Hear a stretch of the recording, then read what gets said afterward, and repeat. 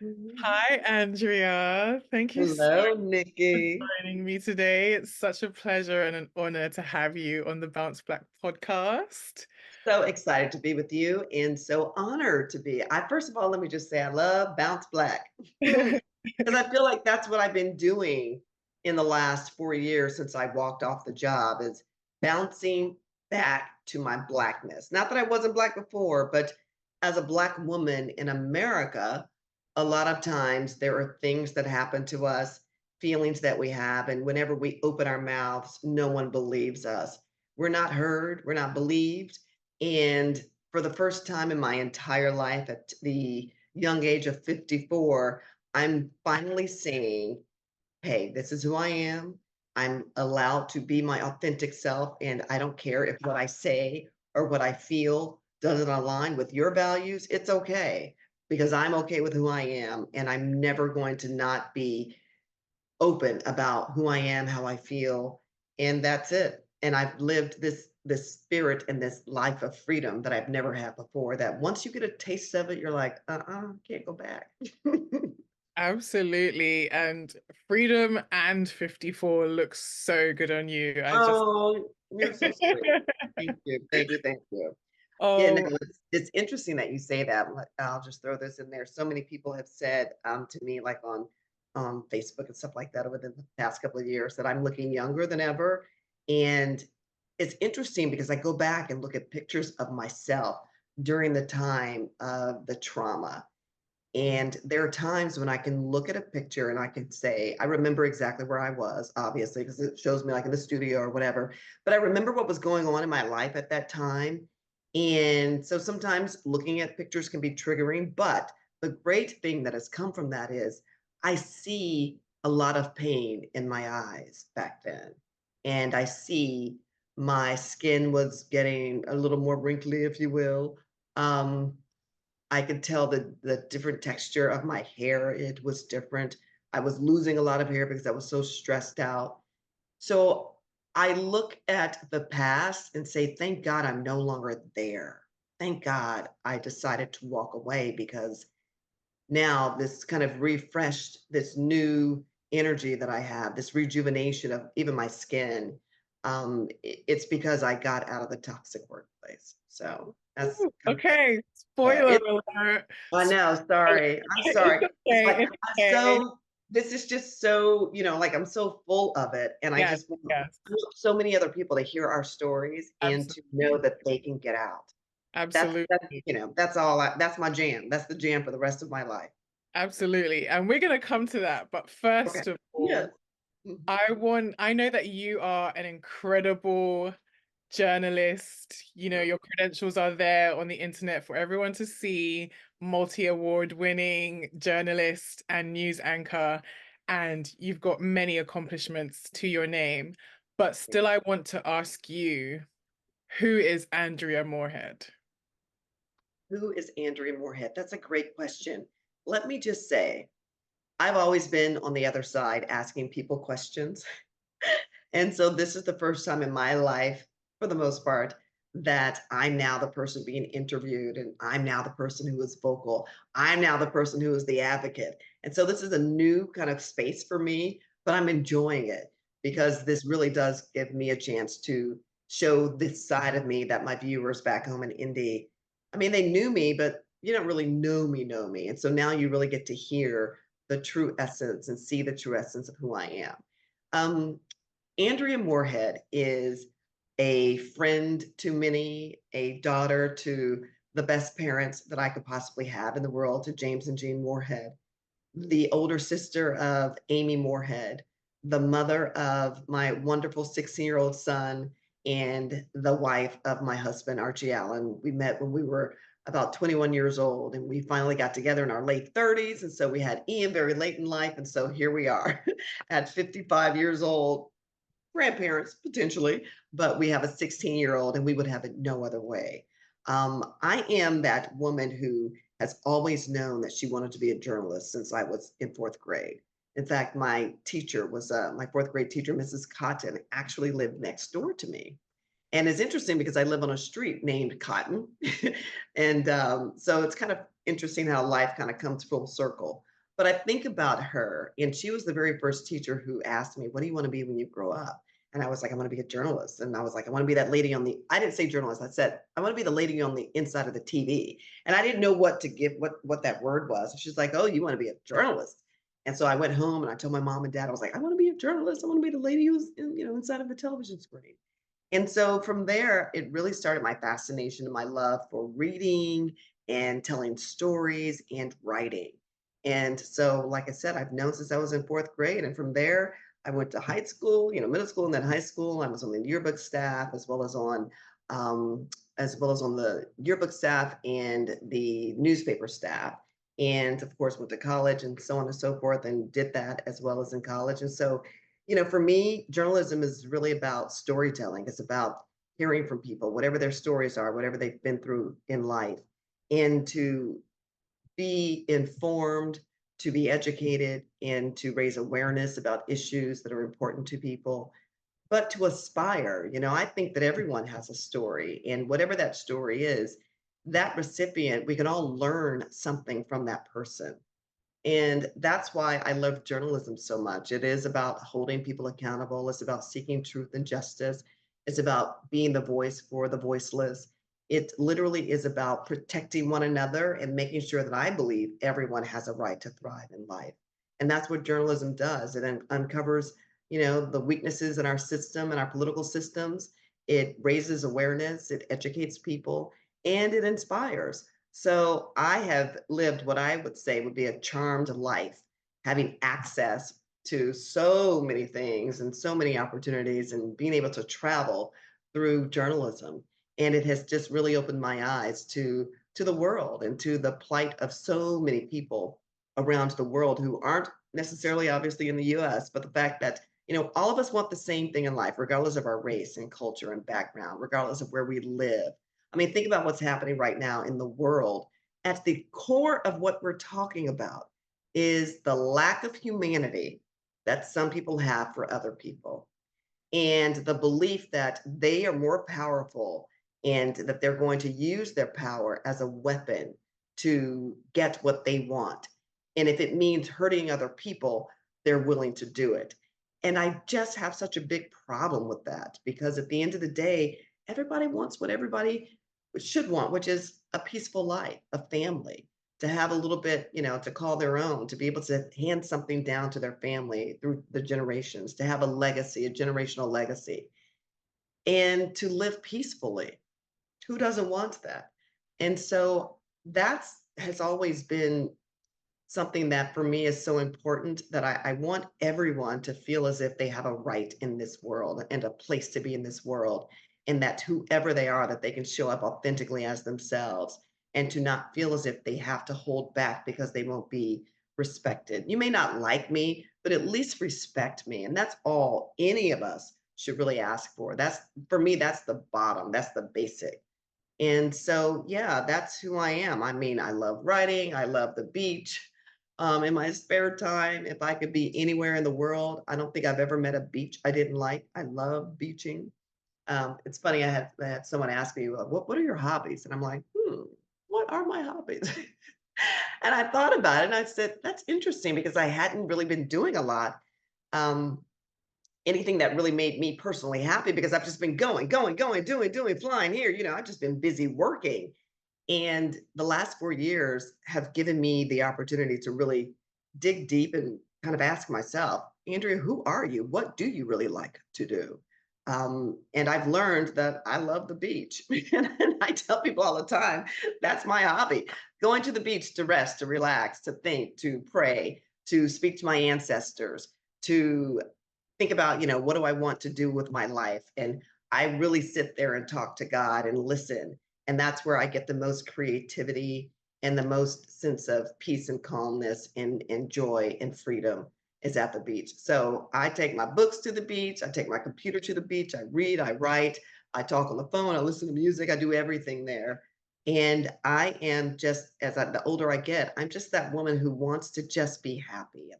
I mean, I've experienced so much turmoil in the last 15 years that at this point in juncture of my life, there's really nothing that I want. People say, well, don't you want the big house? And I don't want any of that. I just want a nice, comfortable place to live, my family, to watch my son grow, to be happy, to leave a legacy. And if I can do all of that, then I can say that I was successful on earth.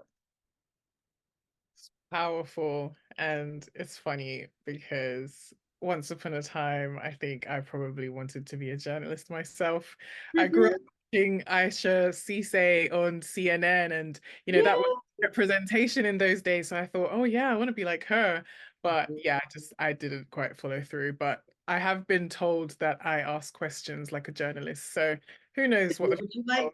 Never future too late. It's never too late. In fact, one of my good girlfriends, she was 40 years old when she first got into the business. And now she ended up becoming a CNN correspondent, and she's now a visiting professor at Indiana University. And so we're very good friends. We're working on a couple of projects together. So, age is just a number. Age is just a number. You still have it in you. And if that's something you want to do on the side, pursue it. It's never too late. I'll keep that in mind. I'll keep that in mind. And also, you said that you've never met a beach that you don't like. I'm so sorry to tell you in advance. Maybe just don't come to the UK. Or if you do come to the UK, skip the beaches because our beaches are quite pitiful and disappointing. Hey, Just oh no. Oh my gosh. I'm disappointed to hear yeah, that. the No. UK will be the first. Um, Yeah, but nevertheless, there are still some places like Brighton, which, the beach isn't that great, but it's still a nice environment to be in. Okay. I don't really think Oh, we have many like sandy beaches. It's more like rocks and pebbles and things. Dr. But Pebbles, yeah. thank you so Oh, much the for remedial. sharing about your background. You've got such a colorful history, and I love that about you. And your personality radiates. Oh Uh, my goodness. just yeah, your personality is just very, very bright, and your appearance is very bright. I just love that about you. There's just Thank you. something about you that it pulls people in. It's compelling. So I just wanted to say that I don't get tired of singing your praises quite Oh, clearly. you're too sweet. I'll tell you, thank you so much for that. That's such a wonderful compliment. And I think that it has served me well in this business. So many times people would say after or during the interview or like when it's over, they're like, okay, so when are we ready to start? I'm like, I'm done. They're like, what do you mean I'm done? I'm like, because really an interview is no more than just a conversation. And sometimes when you're like, okay, are you ready? Three, two, one, then all of a sudden people will clam up and then they're thinking, oh my God, there's a camera in front of me. And, they can't think about what they want to say and they get a little tongue tied. And I've always been that person where I'm like, we're just having a conversation. Let's just kick it like two girlfriends on the front porch, drinking a glass of lemonade and having a good time.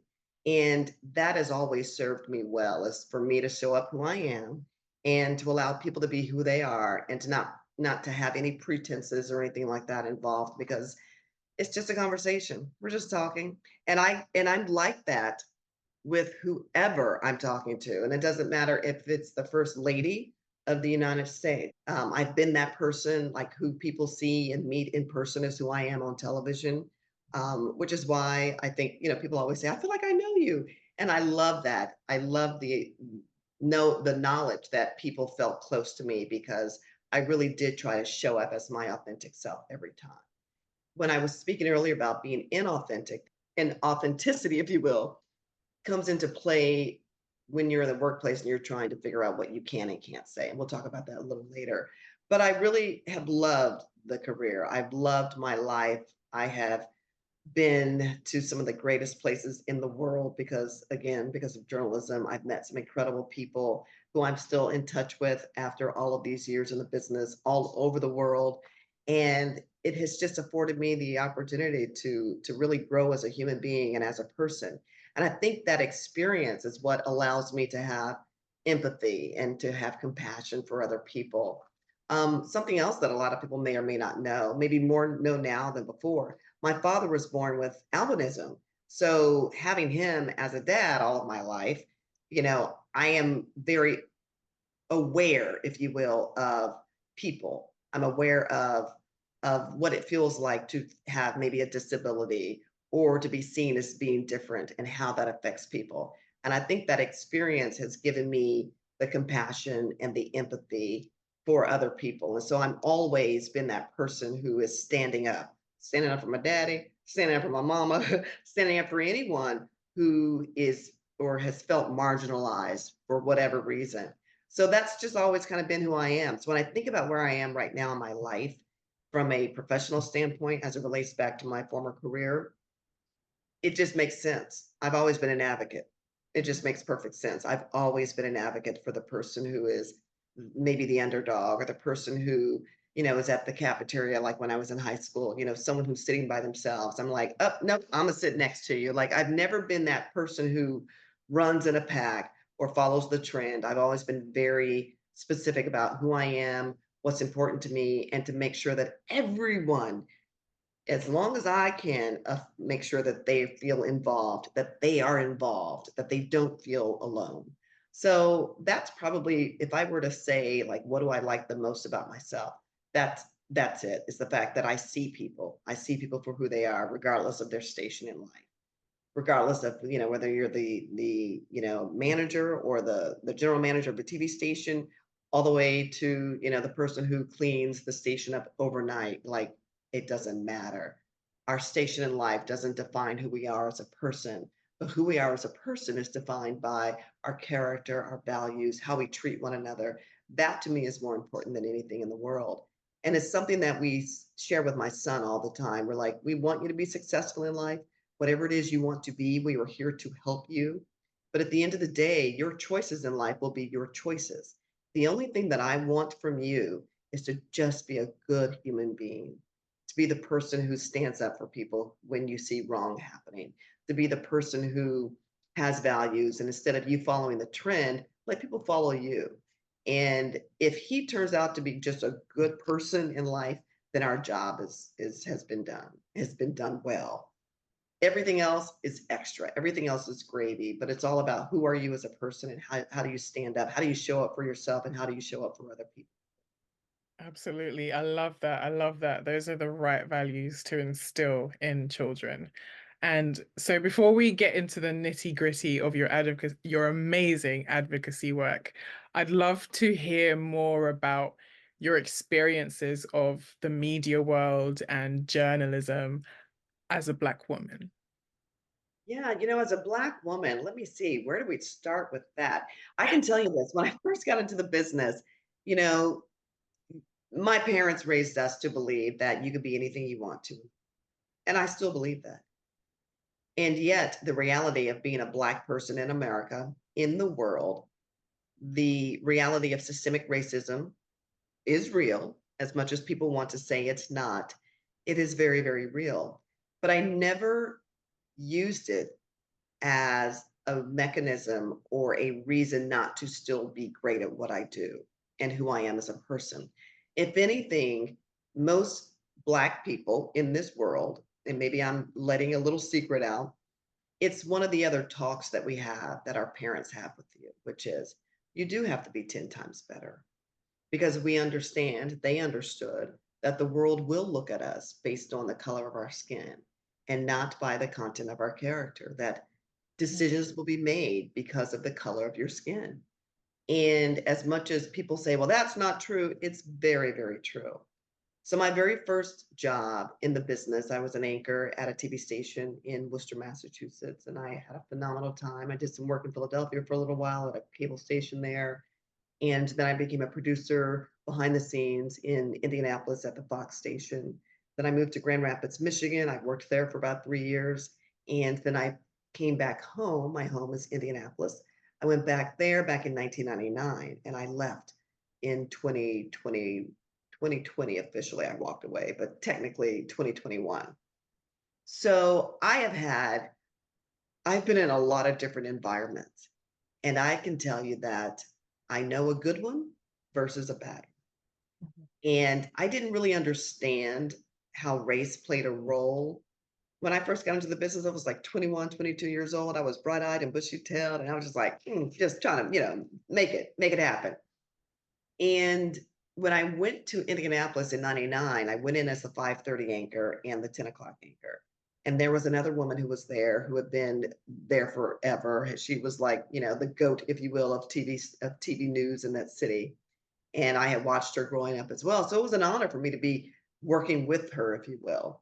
And over time, she was older and she decided to leave. Actually, she decided to go part time. So when she went part time, I took over the 11 p.m. broadcast. And I was, for the most part, from what I understand, the first Black 11 p.m. anchor for a local station um, in Indy. And so I did the 11 o'clock show, and then she decided to leave for good. But before I got that show, or before she left, I was told, okay, you're going to be, instead of the 5 o'clock anchor or the 5:30 5 o'clock anchor, we're going to move you to, no, I'm sorry, instead of the 5:30 6 o'clock anchor, we're going to move you to the 5 p.m. show because you're going to be coming after Oprah. And so it was just, I remember the conversation like it was vivid, like it was yesterday. And I just sat there kind of going, well, why am I not being promoted to the 6 p.m. as well? Because she did the 5, 6, and 11 o'clock show. So everyone was thinking, my family, everybody, my friends were like, okay, you're now going to be the 5, 6, and 11 o'clock anchor. But that's not what happened. Management at the time decided that they were going to change the process, if you will.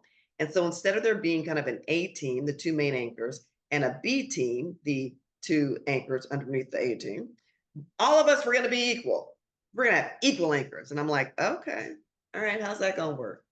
So they brought in another woman to do the 6 p.m. show. And they said, you won't be doing the 6, Andrea. You're going to just do the 5 o'clock and the 11 o'clock show. So I'm like, okay. And their answer to that, or excuse or reasoning, was, you're going to be following Oprah. So Oprah was on our air at 4 o'clock, and we all know Oprah, right? So it was this notion that, okay, you're going to get the 5 because you're going to be following a Black woman, and people are going to be used to watching a Black woman. So that'll be good. But the 6 o'clock show, which is the show of record in the business that is charged more money for advertising, it's the show of record because it's the 6 o'clock show, is the last show before the nightly news shows come on, the national network news. And it was like, wow, so I'm not going to get the 6 p.m. They'll never say it, but the reason was not because I wasn't qualified. I was well qualified. It was because in their minds, they didn't believe that the Indianapolis market was ready for a 6 p.m. anchor, a Black woman in charge of the main, or working for, the main broadcast. And so I think about that. And even then I thought, but I didn't say anything. My family, we didn't say anything, but we knew. Yeah. But I just did my job, stayed in my lane, continued to hone my skills. And imagine coming in at 29 years old, which is, I was 29 when I got there, and I left at 50. So think about it. I literally grew up in front of this audience. And so as you grow up, you also become more mature emotionally, intellectually, politically, socially, and you begin to understand a little bit more about race and its connection to our survival or lack thereof. And I began to really understand how that played a role in so many things that were going on internally, from lack of help with producers, not having access to producers to help me with my scripts or to log tapes, but they did it with other anchors and for other anchors. Lack of regard when it came to finally being promoted to the 11 p.m. show, or to the 6 p.m. show. It was, you're the highest rated anchor in the market. Everybody loves you. We're going to now promote you to the 6. So promotions come with what? A pay raise. Did I get it? No. My agent asked for it, and the conversation was, it's duties as assigned. Duties as assigned. So I'm just supposed to do whatever you tell me to do, and to not anticipate, not expect a financial reward that comes along with the so-called promotion after 15 years. So there were moments like that along the way that I began to really understand that when we are not, meaning people of color, when we're not behind the scenes in those positions of power, in those positions that can make decisions about the daily, the day in and day out of the nuances, if you will, of the TV business and of the news business. When we're not in those positions, we're in the position to just accept whatever they give us. And for many of us, we don't say, well, wait a minute, that's not fair, because there's fear. There's fear of retaliation, fear of intimidation, fear of being fired. And so you just kind of go along to get along. But as I got older, I began to understand my power and who I am as a person and what was fair, and the fact that I was not being treated fairly. And so when I began to speak up, that's therein began the problems. If I could do it all over again, I wouldn't change a thing. I wouldn't change a thing. Mm. Because what I did after all of that time, when I finally left and people were like, well, where are you? Because when I say I walked out and dropped the mic, I literally walked off the job without telling them ahead of time, because I just had gotten tired of it. I was so exhausted from playing the mind game, the gaslighting, the manipulation, the microaggressions, the racism, the discrimination, all of those things that were taking place. And I was exhausted. I was physically, emotionally exhausted.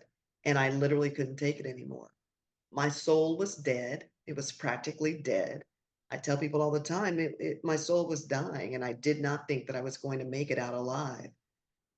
So the stressors of being in that environment in the hostile workplace affected my body. I ended up with cancer, breast cancer, triple negative breast cancer, which is the most deadliest form for Black women.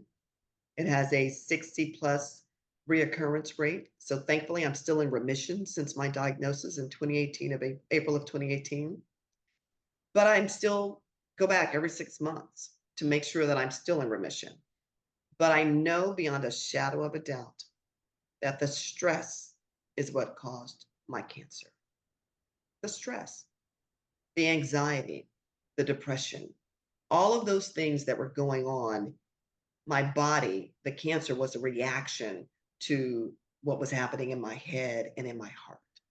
And so my body was literally crying out to be saved. And so going through the chemo and the radiation, the surgery, and then another year and a half of immunotherapy treatments, I had a lot of time to really sit back and think and pray. And I made a bet, if you will, with God. I said, Lord, please save me. My son at the time was about 10 years old. And I said, please, I can't leave. We weren't even supposed to have children, and we were blessed with him. And I said, Lord, please save me so that I can still be here for my son. And I kind of made a bet with God. I laid there and I said, Lord, if you save me, I promise I will continue to use my life to serve, because I really do believe that journalism is a ministry, it's a service, it's a ministry. Wow. And I said, I will continue to use my life as a ministry to serve. And I need you to just show me the way, because I knew that I was not happy, but I knew that I wanted to be happy. I just didn't know how to get there. And I realized that it was not going to happen in that place, that the true essence of who I am, what I want to experience in life, how I want to live my life, how I want to, walk through life at the job, it didn't it didn't mirror what I really wanted. And so I began to have a really deep conversation with myself and with my family, like, well, what will life look like after cancer? And I knew that I did not want to go back into the same environment that did not serve me well before. And so over the course of a year and a half, even during my cancer treatments and the immunotherapy treatments, and then I had about a year and a half before I finally walked away, I had to, that's Leo. Thank you, Leo. I had to really just be honest with myself, the kind of life that I wanted to live. And it was not the life there. The life that I wanted to live was not there. And I just said, God, I trust you. I said, I don't know how you're going to do it. Rico, I said, I don't know how you're going to do it. I don't have a plan, but I know that my trust and my faith is in you. And he literally was audibly walking me through and navigating me through every single instance that happened at the job. So when something happened, literally there was a spirit of discernment that would come over me, and God would literally tell me, like, okay, this is going to happen. And so when it happened, I wasn't surprised when it happened, because like he would tell me, this incident took place, this is what the fallout is going to be. So I was always prepared. I was always 5 or 10 steps ahead. So it just got to the point again where I just said, you know, what kind of life do I want to live? And this wasn't it. And I said, God, I have to trust you to walk in faith. I don't know what my future looks like, but I know you know my future. I don't know what it looks like, but I know that you hold the future. And so I told my husband, I got after I had decided that I was going to quit. Um, I hadn't told him. It happened in the moment. I was talking to a producer trying to plan for the next week. And literally in that moment, it just hit me. I thought, this is it. What am I doing, Andrea? And the story was my last story that I filed was on George Floyd. It was a week and a half after he died, Wow. after he had been murdered, really. And I was doing a story with 5 women from diverse backgrounds and talking about the effect of watching that video and how we felt.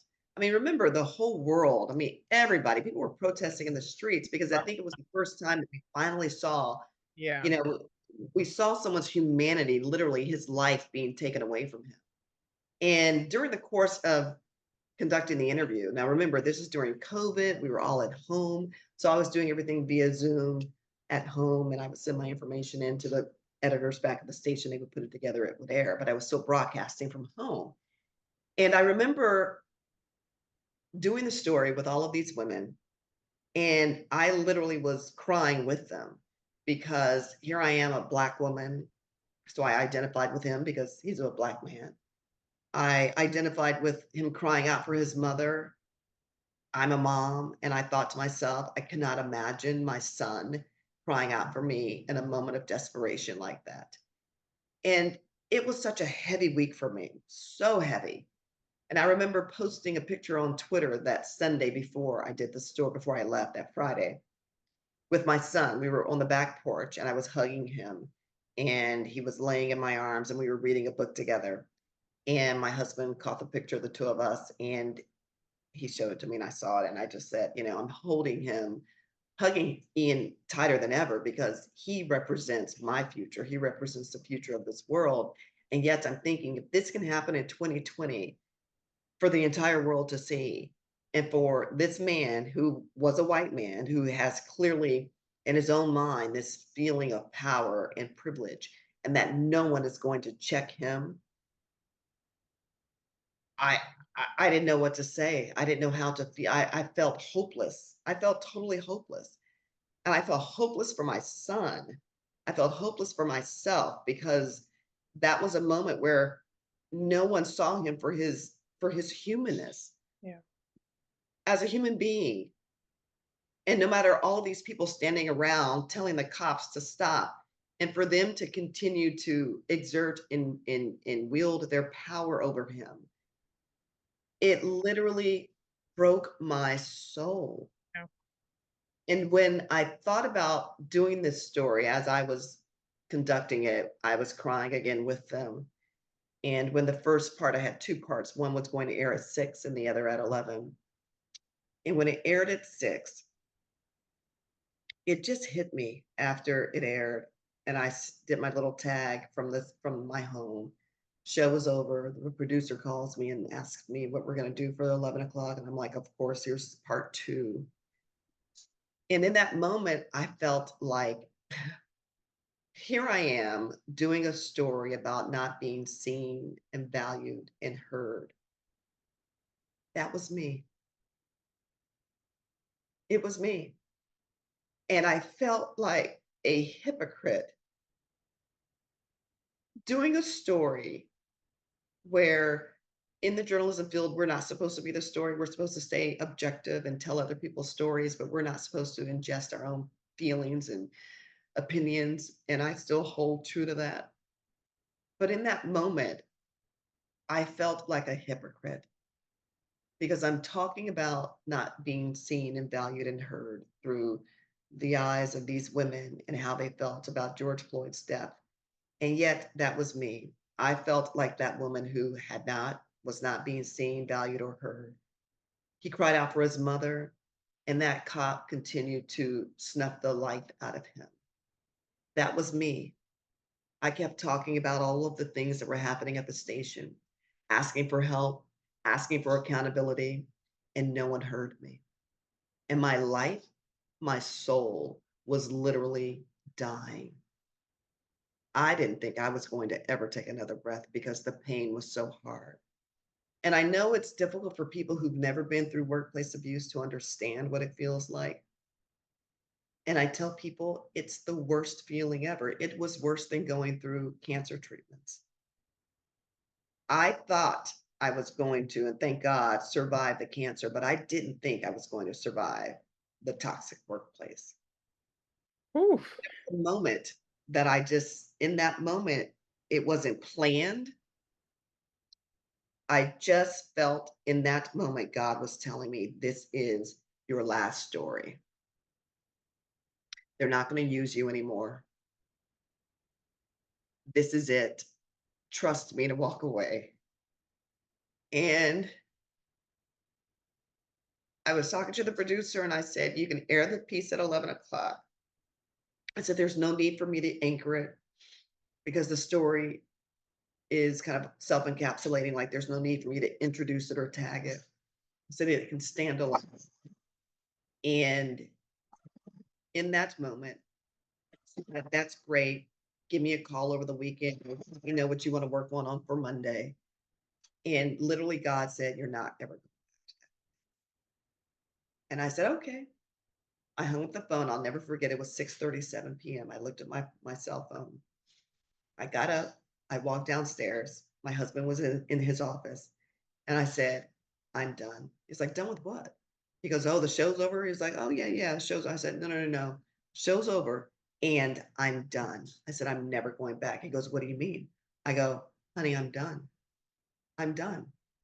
And I said, call the attorney and let them know I'm never going back to that station.